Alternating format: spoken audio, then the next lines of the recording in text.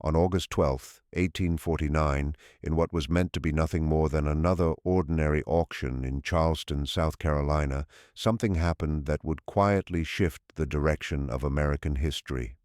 Among the many people being sold that day stood a small boy, barely 7 years old, silent and trembling, clutching something tightly to his chest. He was sold for just $3, the price of 2 bushels of rice. Yet that frightened little child would one day influence the United States in ways no one present that morning could have imagined. His life would brush against the highest circles of power during the Civil War, reshape how a nation remembered its own past, and bring to light secrets that some of America's most powerful families had spent generations hiding.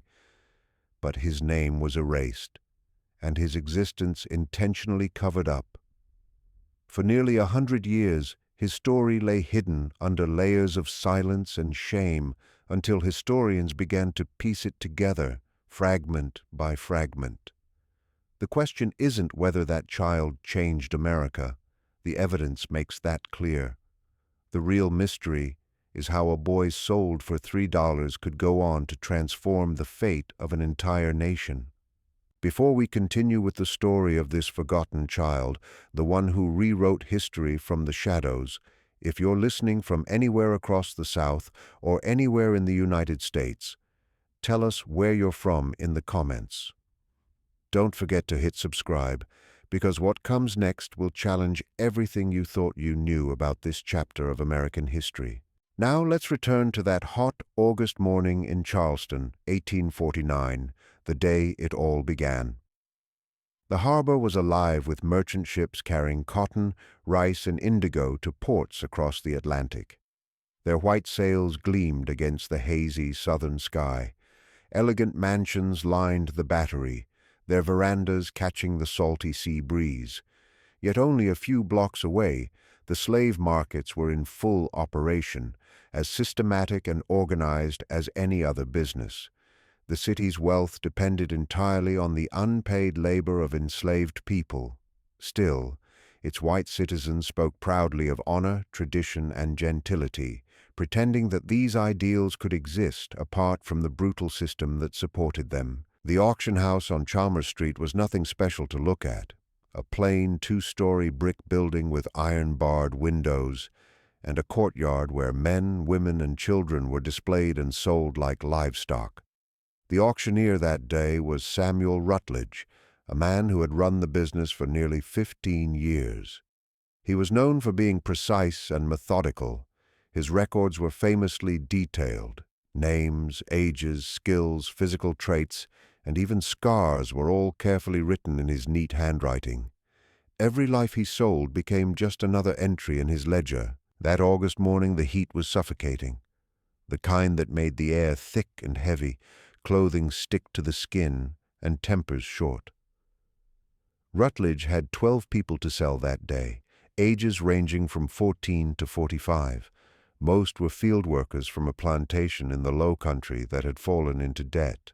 He called them standard stock in his private notes, a cruel term that stripped them of their humanity. The boy, however, had arrived separately. He was brought by a trader named Harrison Vance, who dealt along the coastal routes between Savannah and Charleston. Vance had a reputation for finding unusual cases, enslaved people with special abilities, such as reading, writing, or a craft skill, which made them fetch higher prices. But this child was unlike any other Vance had brought before. He seemed almost desperate to get rid of him. "Found him in Savannah," Vance told Rutledge, wiping sweat from his face. "A Portuguese ship captain had him.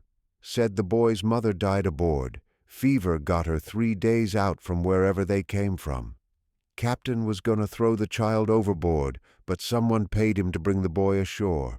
Don't know who, don't care either, just want him sold and gone." The child stood quietly in the corner of Rutledge's office, watching everything. His skin tone was darker than most of the enslaved people who passed through Charleston, suggesting he came from somewhere far beyond the American South. He was small for his age, thin from hunger, and his large, dark eyes seemed to take in everything while revealing nothing. His clothes hung loosely on his tiny frame, clearly old garments meant for someone much larger. In his hands, he clutched a small, worn leather book, as if it were his only connection to the world. "What's with the book?" Rutledge asked. Rutledge studied the boy carefully. Silence wasn't unusual among enslaved children. Fear and trauma could easily rob a child of speech. But the book was curious. In the South, books in the hands of enslaved people were dangerous. Reading and writing were forbidden by law, punishable by whipping or worse. Yet this small boy held the book with a fierce grip, as though it contained his very soul. "How much you asking?" Rutledge asked at last. "Whatever you can get. Give me $5 now and we'll call it even," Vance said, clearly eager to end the deal. "He's more trouble than he's worth." Rutledge hesitated only a moment before agreeing. $5 wasn't much, especially if the right buyer saw value in the boy or the book. Perhaps some wealthy gentleman looking for an exotic servant or scholar curious about foreign writing. Rutledge recorded the child's entry briefly in his ledger. Male, approximately 7 years old, origin unknown, mute. Arrived with one personal item, a small journal. The auction began at 10 o'clock sharp, the courtyard filled with buyers, plantation owners, traders, overseers, and merchants looking for house servants or laborers. The sale moved along quickly, with 11 people sold by noon. The boy was the last to be brought forward. Rutledge expected little interest. He was too young for the fields, too quiet for household work, and his foreign look might unsettle potential buyers. His attachment to the mysterious book would seem odd or even troubling. But when the boy stepped into the sunlit courtyard, something unexpected happened. A man emerged from the back of the crowd, tall, pale, dressed all in dark clothing despite the unbearable heat. His face was stern, his features sharp, and when he spoke, his voice carried clearly over the noise. "I'll give you $3 for the child," he said. Rutledge blinked. $3? It was insultingly low. He was about to refuse when the stranger added calmly, "And I'll take the journal with him." That made Rutledge pause. The man knew about the journal, more than that. He wanted it specifically. The boy, it seemed, was secondary. "The journal might be worth more than that on its own," Rutledge said carefully. "The journal is worthless to you," the stranger replied. "You can't read it." His tone was cold, certain. $3 for both. I'm being generous." Rutledge studied him. Something about this man unsettled him. His composure, his confidence, and the quiet force in his eyes. He decided it was best to close the sale quickly. He'd lose a bit of money, but it was better than the unease the man's presence stirred in him. "Done," Rutledge said. The man paid in silver coins, took the boy's hand, and led him away through the crowded streets of Charleston. He never gave his name. Rutledge watched them disappear and felt a chill crawl up his spine despite the heat pressing down from the sky. He had overseen thousands of sales, but something about this one left him uneasy, though he couldn't say why. That evening, at his comfortable home on Trad Street, Rutledge poured himself a heavy glass of whiskey and tried to push away the image of the child's wide, silent eyes. He didn't write down the buyer's name, something he almost never forgot to do. Years later, when investigators asked about it, he claimed it had slipped his mind. An odd lapse for a man known for precision. But the truth he never admitted was this: he couldn't remember the stranger's face. Even hours after the sale, his features seemed to blur whenever he tried to recall them. It was as if the man's very identity resisted being remembered. The child and the stranger left Charleston that same afternoon aboard a coastal steamer heading north. No full passenger list survived, but ship records show it departed on time and made stops in Wilmington, Norfolk, and Baltimore before sailing toward Philadelphia. Somewhere along that journey, the boy and the man disembarked. Where exactly, and what happened during those days, remains a mystery. What is known is that in September 1849, a boy matching his description appeared at a small Quaker school near Lancaster, Pennsylvania. The school was run by a woman named Patience Hadley, who dedicated her life to teaching free black children, and secretly to helping escaped slaves through the Underground Railroad. Patience kept no official school records. It was too dangerous. But she wrote long, detailed personal diaries, which her family preserved for generations. In her entry for September 18, 1849, she wrote, "A child was brought to us today by a man who would not give his name. The boy carries a small leather book that he guards with great care. He does not speak, but his eyes are bright and full of sorrow. I do not yet know his story, but I feel it will find me in time. The boy does not speak, but his eyes show both intelligence and a deep sadness. He carries a small book covered in strange letters that none of us can read. The man who brought him said only that the child must be taught English, to read and write fluently, and that under no condition should the book be taken away from him. He left $50 in gold for the boy's care, far more than what was needed, and left before I could ask him a single question. I cannot shake the uneasy feeling that we have become caretakers of something far more important than just an orphaned child." The boy stayed at the school for 4 years. During that time he learned English quickly, both spoken and written, as though remembering something he already knew. He never spoke about his past, nor did he reveal his true name. The other children began calling him Book because he was never without his journal, the same one he never allowed anyone else to open. Patience wrote in her diary often about his progress. He had a natural gift for mathematics, an extraordinary memory, and could repeat whole passages of text after reading them once. He often rose before sunrise to practice writing by candlelight, while the rest of the household still slept. Yet Patience also began to notice something troubling. Every few months, unfamiliar men would appear at the school, asking questions about newly arrived students, especially those who had come with unusual belongings.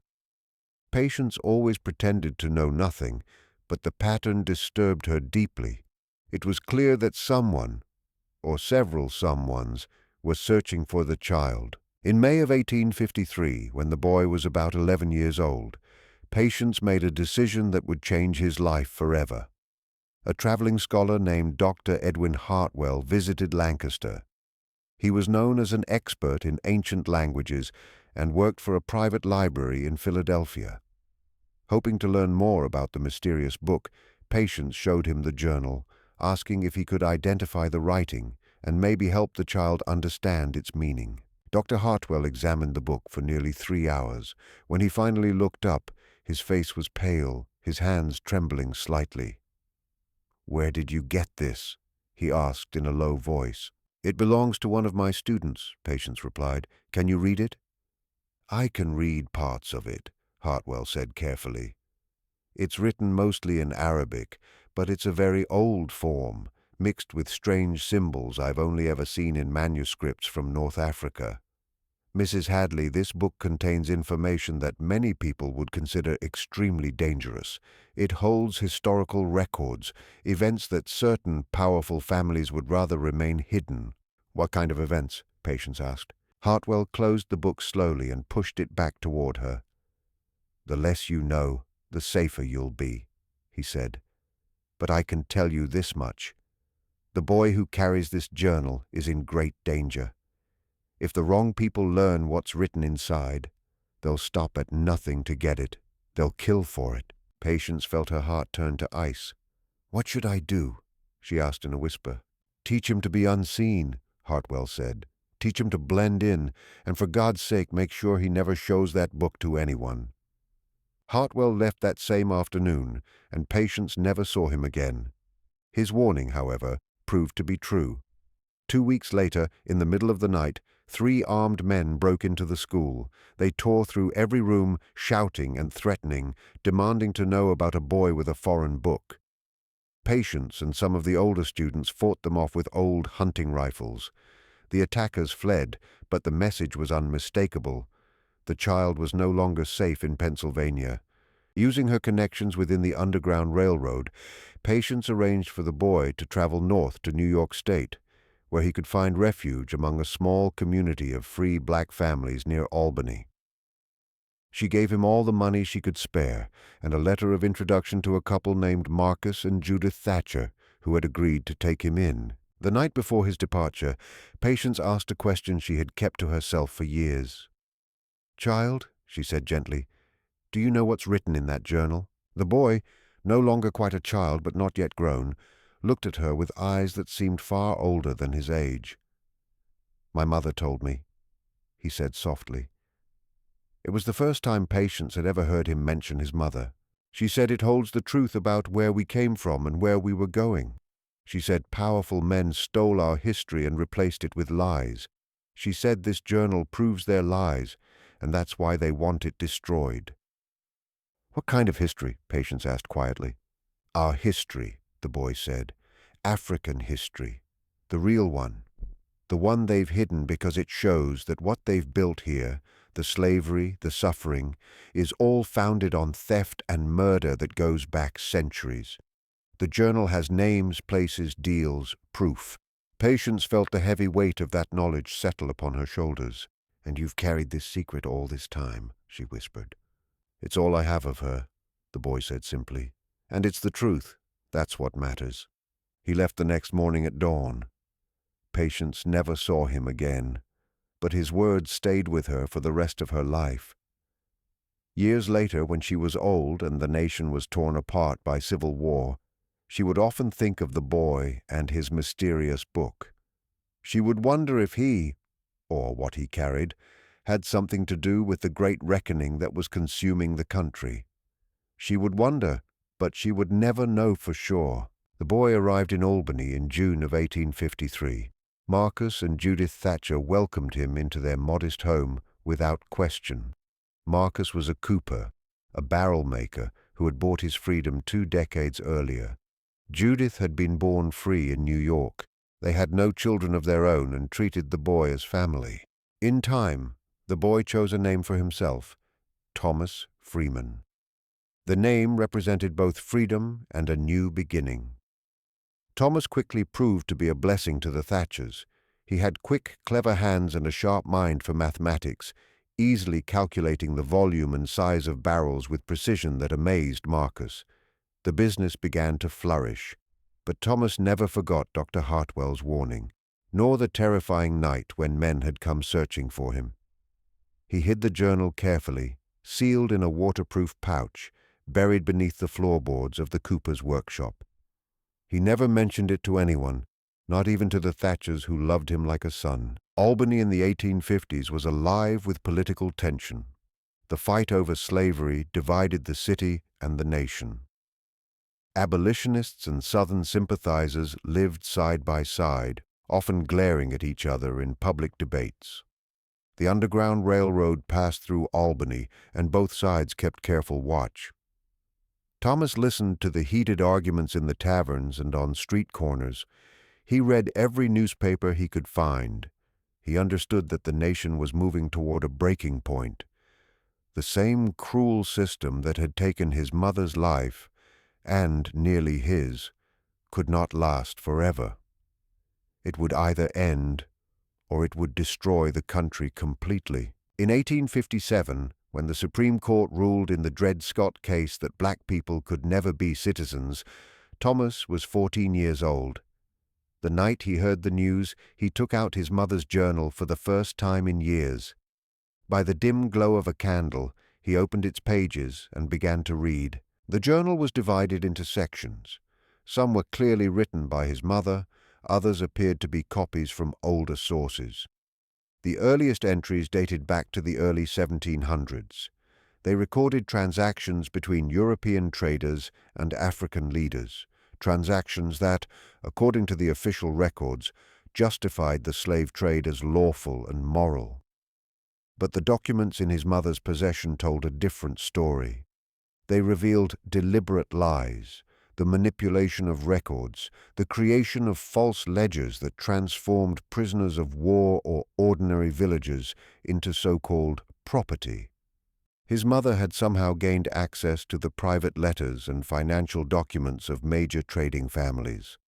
She had copied them carefully over the years, building a record of how the Atlantic slave trade had been sustained through fraud and deceit.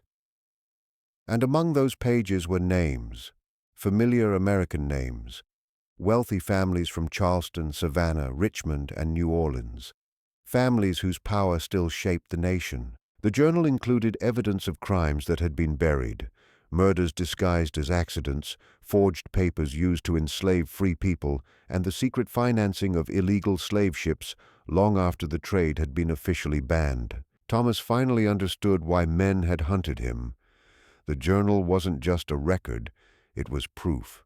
Proof that could destroy the reputations and fortunes of America's most powerful people. That night, he made a vow. He would protect the journal until the world was ready to face the truth it contained.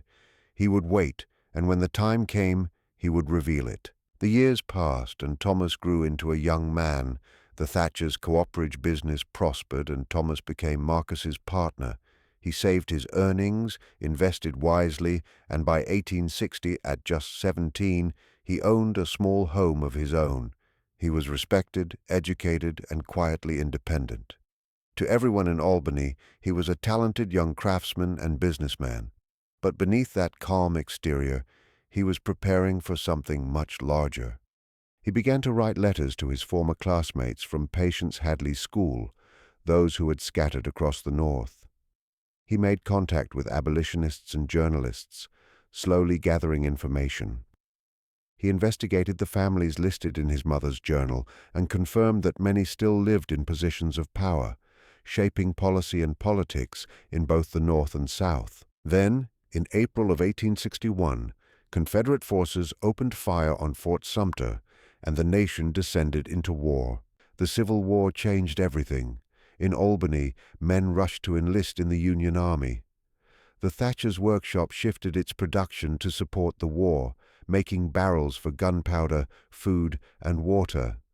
Thomas's work was considered vital to the Army's supply lines, so he was exempt from serving. But as the war raged on, Thomas Freeman knew his time was approaching. The moment when the truth locked inside his mother's journal might finally see the light of day. But he watched friends and neighbors march south, many of them never to return. In the chaos of war, information became more valuable than gold. Both sides needed knowledge about the enemy's supplies, movements, and secrets. The Union government built networks of spies and informers across the South, while Confederate agents worked quietly in northern cities to gather intelligence and disrupt Union efforts. One cold night in November 1862, a man came to Thomas's door. He introduced himself as Colonel Isaac Brennan, an officer with the War Department in Washington. Brennan said he was searching for records and documents about Southern families, their finances, their trade partners, and any hidden connections that might reveal Confederate supply chains or secret wealth. "I've heard you might have access to old records about certain Charleston families," Brennan said carefully, his eyes sharp and observant. "Records that could be useful to the Union cause." Thomas felt his heart race. How could this man know about the journal? Had someone from his past betrayed him? Or was it simply a terrible coincidence that the secret he had guarded for 15 years had surfaced during wartime? "I don't know what you're talking about," Thomas said calmly, though his hands trembled slightly. Brennan gave a tight smile that held no warmth. "Mr. Freeman," he said, "I don't think you realize the situation you're in. We're at war. The President has suspended habeas corpus. I could have soldiers here tonight to search this house from attic to cellar without a warrant, but I'd rather not do that. I'd rather we work together. What you have could end this war sooner and save thousands of lives." "Who told you about me?" Thomas demanded. "That doesn't matter," Brennan replied. "What matters is that journal you've been hiding since childhood, the one your mother died to protect. Don't you think she'd want it used to destroy the system that killed her?" Thomas froze. Every word Brennan spoke cut deep. His mother had wanted the truth revealed. But she had also warned him about timing. If the journal fell into the wrong hands, it could do more harm than good. The families mentioned in those pages were powerful. They had influence in politics, in banks, and even within the army.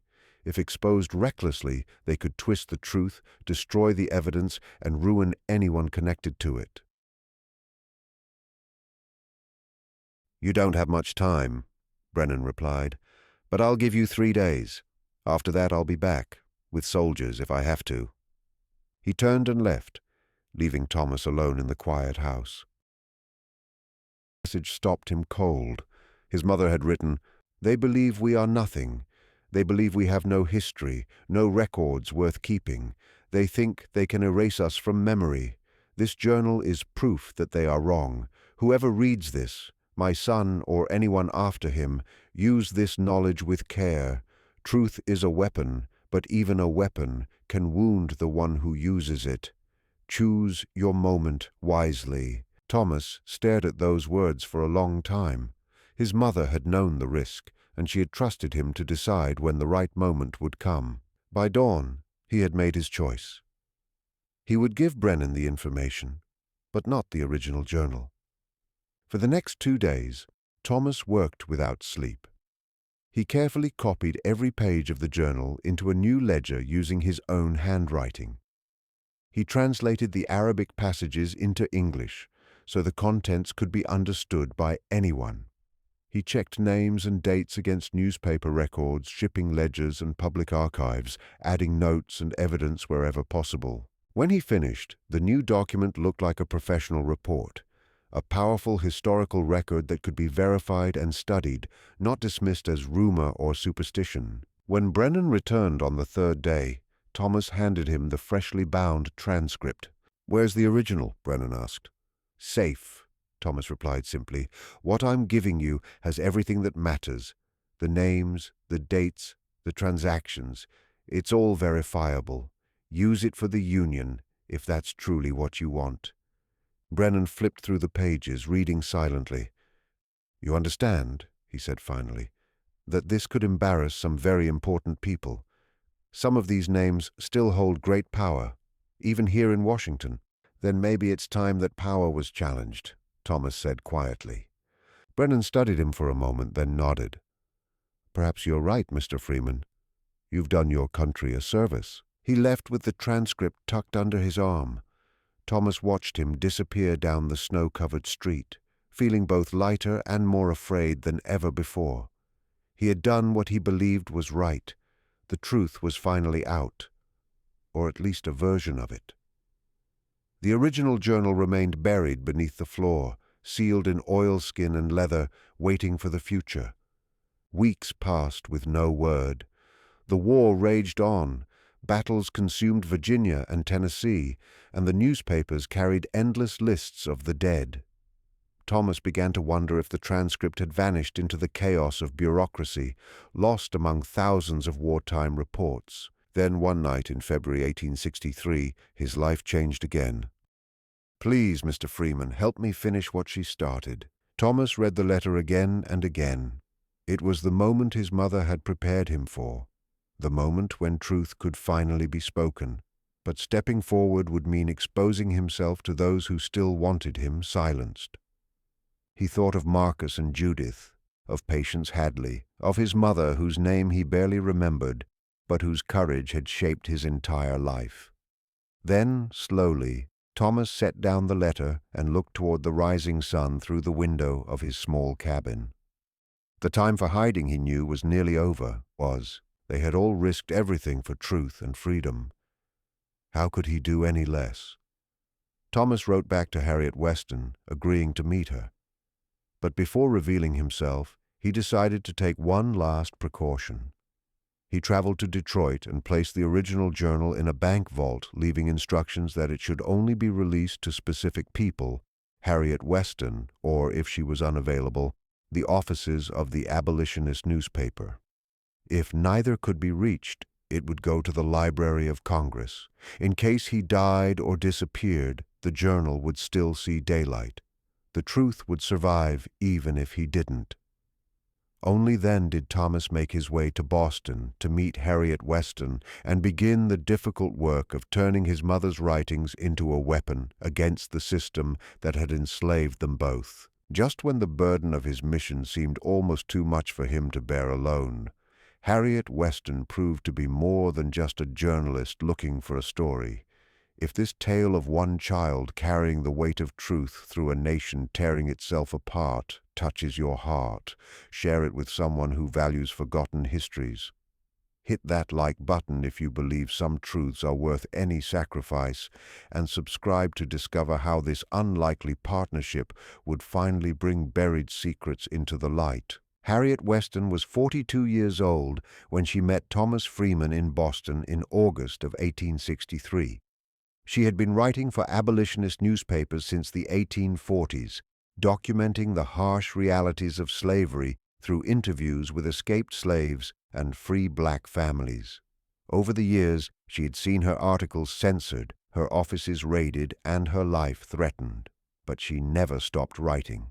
She believed that when words were used with courage, they could change the world. When Thomas entered her small, crowded office on Tremont Street, Harriet saw immediately what the boy purchased for $3 had become. He was now a young man of 20, quiet, careful, and carrying burdens far heavier than anyone his age should bear.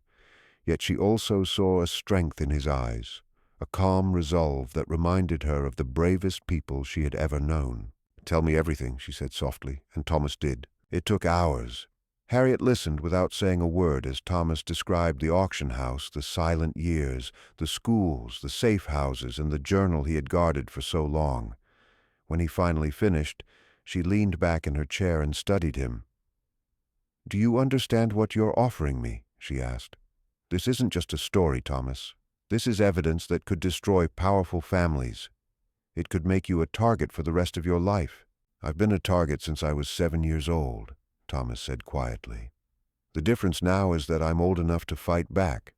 Harriet nodded slowly. "Then we'll fight together," she said. "But we must do it properly. Every claim verified, every name confirmed, every date double-checked. We'll give them no excuse to dismiss this as rumor or fiction." For the next 3 months, they worked side by side. The process was long and exhausting. Harriet reached out to her network of allies across New England, archivists, clerks, historians, and churchmen who secretly supported the abolitionist cause. She sent letters to archives in Massachusetts, Rhode Island, Connecticut, and New York, asking for copies of ship records, property deeds, and bills of sale from the early 1700s. Thomas worked with her every day, translating sections of his mother's journal and matching its details with the documents Harriet received. Slowly, a clear and devastating picture began to form. The journal did not only record isolated crimes, it revealed a long-running pattern, a system of corruption passed down through generations. The same family names appeared again and again across the decades. Their businesses were linked, their legal tricks coordinated. Together, they had built a network of deceit that allowed them to grow rich while hiding the true human cost of their trade. One case consumed their attention for weeks. In 1731, a Charleston merchant named William Creswell had purchased a group of survivors from a slave ship that had wrecked in a storm.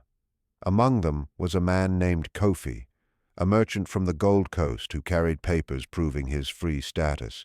Instead of honoring those papers, Creswell destroyed them and sold Kofi into slavery. When Kofi's business partners in London sent inquiries, Creswell lied, claiming the entire ship and all aboard had been lost at sea. Thomas's mother had documented this event in extraordinary detail, even including copied letters exchanged between Creswell and other merchants about how to handle such problems. The letters exposed a deliberate system: destroy any documents proving freedom, isolate the individuals, sell them to plantations deep inland where they could never reach a court or a sympathetic ear, and maintain a story of ignorance if anyone questioned it. Harriet traced Creswell's descendants. The family was still alive in 1863, wealthy, respected, and powerful in South Carolina politics and banking. One of William Creswell's great-great-grandsons was now a Confederate officer. His education, land, and influence all came from wealth rooted in the lies of his ancestor. "This is what we need," Harriet said, looking at the piles of documents covering her desk. "Not just stories of the past, but proof, direct links from the crimes of yesterday to the power of today. People must see that what they call history is actually the foundation of their present world." By October, they had gathered enough evidence for a series of 5 articles. Harriet's editor, Edmund Pierce, a careful man known for avoiding controversy, read the first draft and went pale. "Harriet," he said slowly, "these are serious accusations against families with immense influence. Some have relatives in Congress. Are you absolutely certain of your sources?" "Every single fact has been checked," Harriet said firmly. "Every name, every date, every transaction. Thomas's mother didn't record rumors. She recorded crimes she saw with her own eyes. And if anyone tries to silence us, we'll take the evidence to court. Let them face the truth in public." Pierce hesitated for nearly a week before giving his approval. The first article appeared on October 15, 1863, under the headline, "Foundations of Fraud: How America's Slave System Was Built on Systematic Deception."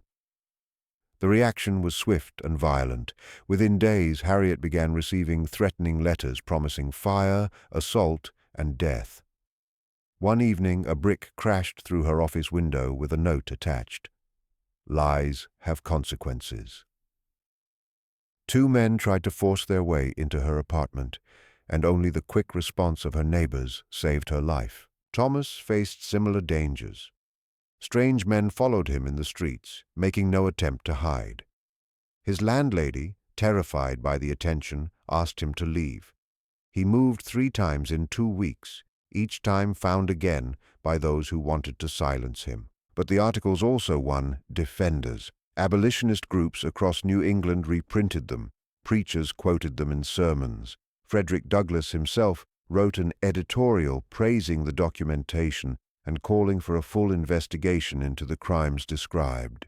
The public debate became so intense that it reached the halls of Congress. In November, Harriet received word that a congressional committee wished to review the evidence. Some members were truly interested in the truth. Others simply wanted to discredit her and protect their allies. In December, a formal summons arrived for Thomas Freeman. He was ordered to appear before the Joint Committee on the Conduct of the War in January 1864, bringing whatever proof he claimed supported his story. Thomas prepared carefully. He carried with him a complete transcript of the journal, heavily annotated with Harriet's research. He included copies of the ship manifests, deeds, and court records they had gathered. But he did not bring the original journal. It remained locked in the Detroit bank vault, with strict legal instructions ensuring its eventual release if anything happened to him. The journey to Washington took 2 long, cold days. Thomas traveled with Harriet and Edmund Pierce, who had agreed to serve as a witness to their research and verification process. When they arrived on January 10, 1864, the capital was a city transformed by war. Soldiers filled the muddy streets, hospitals overflowed with the wounded, and the air itself seemed heavy with urgency and fear. The hearing was held in a committee room inside the Capitol building. 13 congressmen and senators sat in judgment. Some looked sympathetic, others radiated hostility. The gallery was packed with journalists, abolitionists, and representatives of the wealthy families being accused, all waiting to see how the testimony would unfold. Thomas stood before them and told his story. For 2 hours he spoke, describing the auction in Charleston, the journal his mother had kept, and the painstaking research he and Harriet had done to prove every word. He answered questions about the journal's contents, his mother's possible sources, and how a domestic servant could have obtained such private documents. "My mother worked in households connected to this trade," Thomas explained steadily. "Over many years, she copied documents whenever she could. She knew the risk, but she did it anyway, because she believed truth mattered more than her safety. Representative Thaddeus Stevens of Pennsylvania, the committee's most outspoken abolitionist, leaned forward. "And you've kept this journal safe for 15 years, he said, "while men hunted you for it?" "Yes, sir," Thomas replied quietly. "It was all I had left of her, and it was the truth she had died to protect. But Senator James Haroff of Kentucky, a Democrat with strong family ties to Southern plantation owners, was far less sympathetic. "Mr. Freeman," he said sharply, "you were only 7 years old when you supposedly came into possession of this journal. How can we trust your memory of events from that time? How do we know you and Miss Weston didn't invent this entire tale to slander respectable families during wartime?" Thomas met the senator's stare calmly. "Senator," he said, "I didn't fabricate the ship manifests from the Massachusetts archives. I didn't create the property deeds stored in Charleston. I didn't invent the court records from Rhode Island. All of those documents exist independently, written decades before I was born. My mother's journal doesn't create those records, it connects them. It reveals the pattern that separate documents alone can't show." Harriet testified next, describing their long and careful verification process. She had brought copies of every document they'd referenced, neatly arranged by date and family name. She walked the committee through key examples, showing how the journal's statements matched historical evidence. "The journal guided our search," she explained. "It gave us names and dates that helped us locate proof in public archives. If Mr. Freeman had forged this, he would have needed access to archives across 6 states and the knowledge to connect legal and trade records from different regions. That's simply not possible for someone of his age and background. The only reasonable conclusion is that the journal is genuine." The committee argued for 3 days. Some members wanted to dismiss the whole matter as wartime propaganda meant to damage the South. Others saw the deep historical value in the evidence and pushed for further inquiry. At last, a compromise was reached. A small, mixed group of scholars, historians, linguists, and document experts would be allowed to examine the original journal under strict supervision. If they confirmed its authenticity, the committee would issue formal findings about its significance. If they found any sign of forgery, Thomas would face charges of fraud. Thomas agreed without hesitation. In April 1864, he traveled to Detroit with 5 scholars, 2 congressional representatives, and a stenographer to record every step. They met in a private room at the bank where the journal was secured, guarded closely by armed men outside. The examination was thorough and relentless. Dr. Philip Ashbury, a respected historian from Harvard, studied the paper and compared it to samples from the early 1800s. Professor John Whitfield, an expert in Arabic linguistics, analyzed the script, searching for inconsistencies or anachronisms. Dr. Rebecca Chen, one of the very few women permitted to take part, examined the handwriting and compared it to verified samples from the same period. For 2 full days they tested every detail of the journal. They inspected the binding, the texture of the pages, and the fading of the ink. They compared specific entries with historical events that could be verified through other records. They searched for any sign that the journal had been created recently and artificially aged. On the evening of the 2nd day, the scholars presented their preliminary findings to the congressional representatives. Dr. Ashbury spoke on behalf of the group. "Gentlemen," he began, "we have examined this document as completely as modern methods allow. The paper matches production techniques used between 1820 and 1830. The ink corresponds with chemical formulas from that same period. The Arabic script shows features typical of North African handwriting from that era. The wear on the pages and the aging of the materials are entirely consistent with a document handled carefully, but often over several decades." One of the representatives leaned forward. "And what about the contents?" he asked. The entries reference events and records that only recently came to light. Professor Whitfield replied, "The journal contains information that would not have been publicly available to anyone outside the trade, and certainly not to a 7-year-old boy in 1849. Some of the ships mentioned have been confirmed through port records that only resurfaced within the last few years. The details about trade practices, legal maneuvers, and family connections reflect knowledge that could only come from someone deeply involved in those circles." Dr. Chen added her analysis. "The handwriting shows natural variations that happen when something is written over many years. There are corrections, margin notes, and changes in ink that prove it wasn't created in one sitting. Everything suggests this journal was written gradually by someone with long-term access to sensitive documents. Every sign we have points to authenticity." The congressional representatives exchanged looks. One of the men who had been among the harshest critics cleared his throat and asked quietly, "So you're telling us this is real? All of it?" Dr. Ashbury answered carefully. "We are saying that this journal was written during the period it claims by someone with extraordinary access to detailed information about the slave trade. Its contents align with independent sources that no one could have forged so perfectly. Whether it proves a criminal conspiracy, that's for lawmakers and historians to decide. But as a historical document, yes, it is authentic." News of the findings reached Washington within a week. By May 1864, the committee released its official report. The journal was genuine, the documents credible, and the claims worthy of serious study. They stopped short of calling for legal proceedings.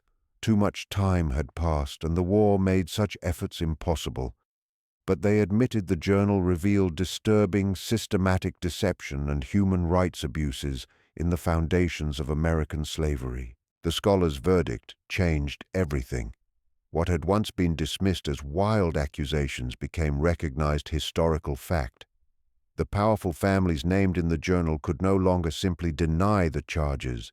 They had to face the truth backed by official verification and scholarly agreement. Some of those families tried to distance themselves from their ancestors' actions.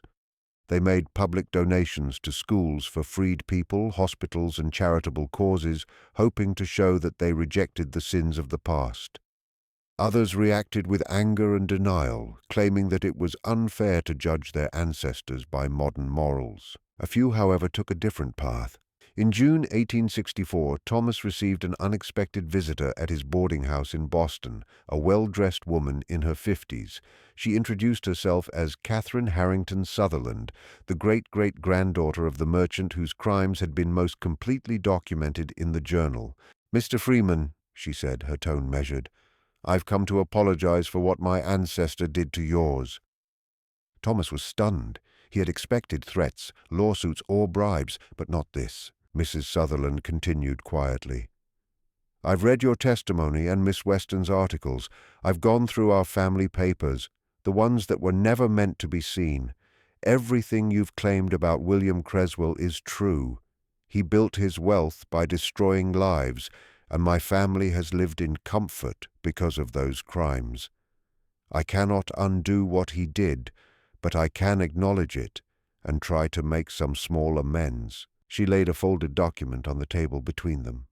"This transfers ownership of a piece of property my family has held since 1735.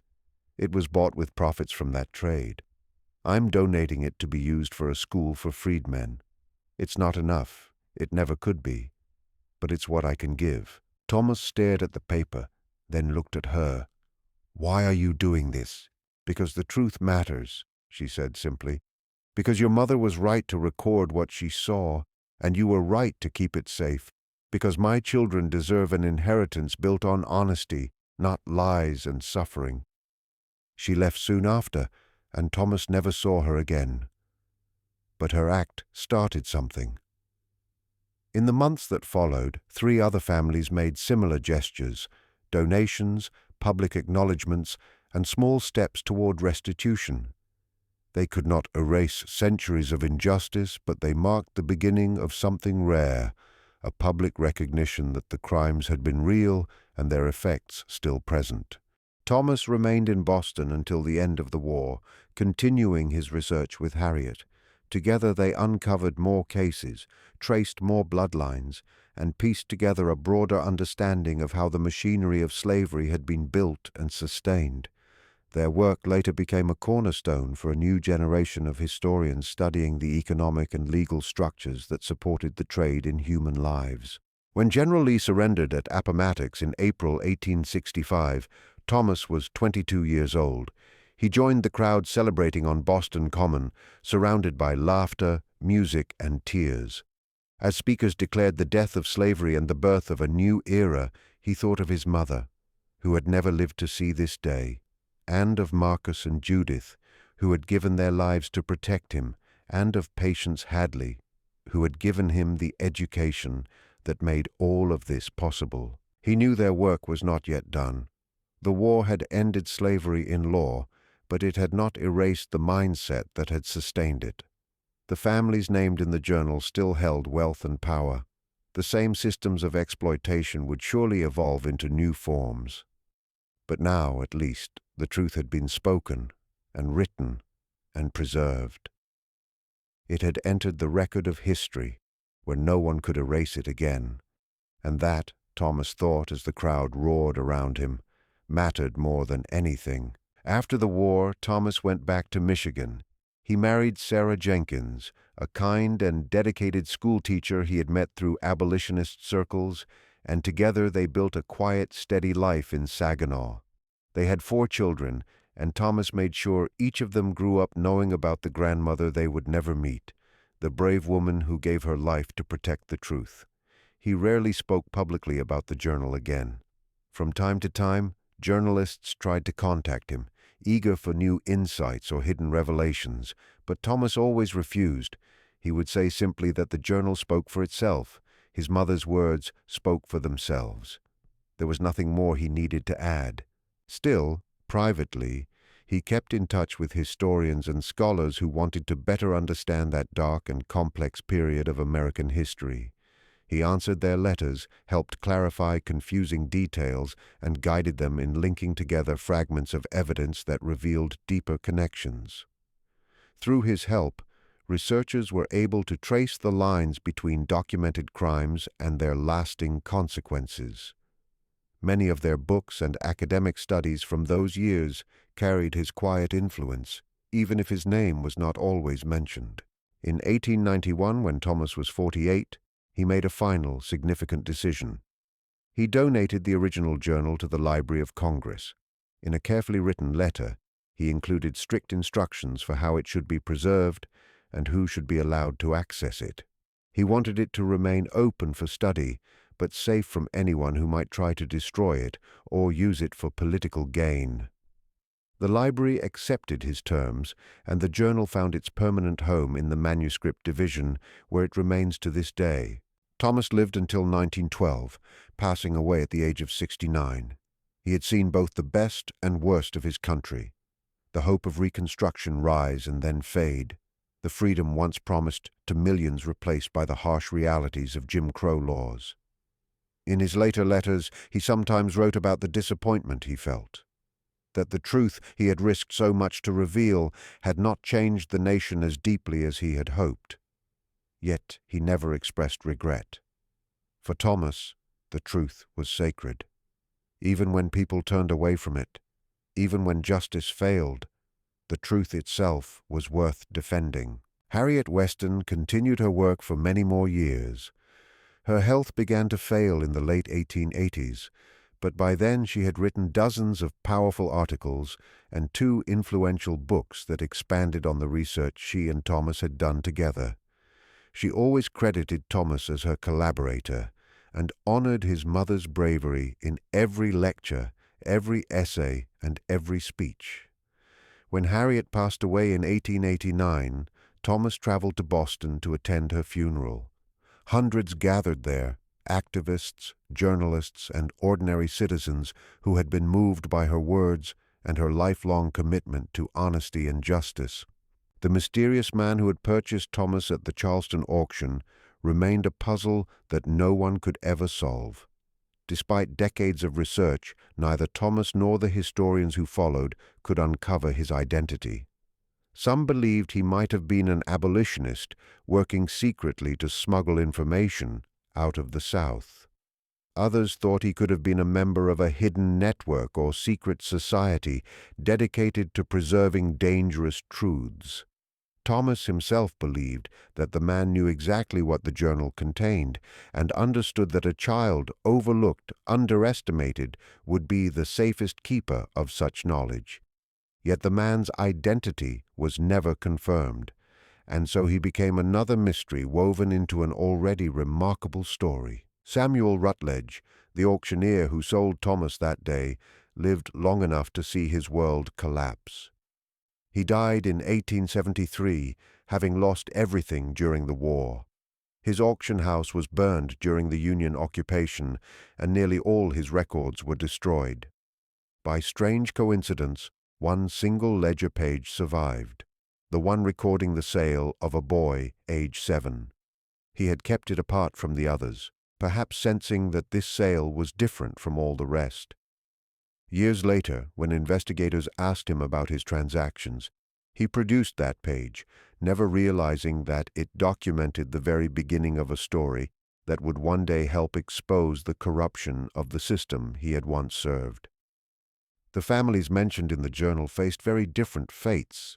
Some, like the Harringtons, through Catherine Harrington Sutherland, acknowledged their ancestors' crimes and tried to make amends. Others refused until their dying breath, pouring money into lawyers and public campaigns to deny what history had already proven. A few families withdrew entirely from public life, their names disappearing from social records as they tried to escape the shame. By the early 1900s, Thomas Freeman's story had become a legend within African American communities, the tale of a boy sold for $3 who helped expose the hidden machinery of slavery and its web of deceit. Yet outside those communities, his story faded from public memory. Decades passed, and his name became a quiet footnote in history books. That changed in the 1960s, when the civil rights movement inspired a new generation of researchers to dig deeper into America's buried truths. In 1968, scholars at Howard University rediscovered the original Arabic journal in the Library of Congress archives.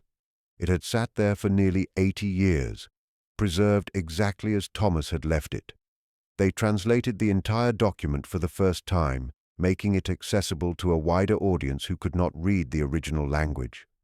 The publication of that translation caused a wave of renewed interest. Historians and activists began re-examining the economic, legal, and moral structures of slavery through the lens of Thomas's mother's writing. The impact was immense. Universities held lectures, articles appeared in major newspapers. The journal became a cornerstone for understanding how deeply slavery was tied to the nation's growth and wealth. Thomas's descendants, still living in Michigan, watched this revival with mixed feelings. They were proud of what their ancestors had done, proud that their name was linked to courage and truth. But they also knew the work was not finished. The systems that Thomas had helped to uncover had only changed their form. The injustices he had documented had not disappeared. The truth he had helped protect was still relevant, still necessary, still challenging people to face what so many preferred to forget. Today, the journal remains in the Library of Congress, its pages delicate but still readable. Researchers visit it every year, sitting quietly under the controlled light of the archive, tracing the handwriting of a woman who had written by candlelight generations ago. Every now and then, a scholar finds something new, a small clue in a margin, a date that links to another record, a forgotten letter that completes a story. Slowly, piece by piece, the past continues to reveal itself, and the truth becomes clearer. Thomas Freeman's journey, from a child sold at an auction to a man who preserved one of the most important records of truth in American history, stands as a testament to resilience, knowledge, and moral courage. And behind it all is the sacrifice of his mother, a woman who gave her life so that truth could outlive lies, so that her son could carry forward what others tried to bury. What do you think of Thomas Freeman's journey and the unimaginable price his mother paid so that he could live and protect the truth? Do you believe there are still stories hidden beneath the surface? Histories deliberately buried because they threaten the comfort of those who benefit from silence? Share your thoughts in the comments below. And if this story touched you, share it with someone who values the forgotten corners of history. Don't forget to subscribe and ring the notification bell so you don't miss more stories like this. Stories of ordinary people whose bravery reshaped the world. Thank you for staying with us through this journey. Until the next story, remember, history is not only what happened, it is what we choose to remember, what we dare to uncover, and what we fight to preserve. Keep questioning, keep searching, keep honoring those who came before.